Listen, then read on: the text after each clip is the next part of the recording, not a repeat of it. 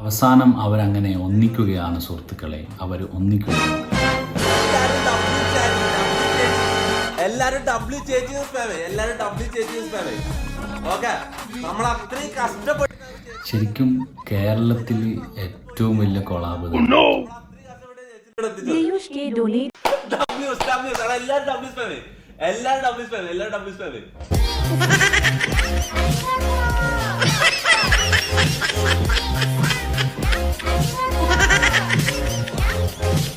എന്നാലും ഇവർ ഒറ്റൊരു ഫ്രെയിമിൽ വരുമെന്ന് ഞാൻ ഒരിക്കലും പ്രതീക്ഷിച്ചില്ല കേട്ടോ.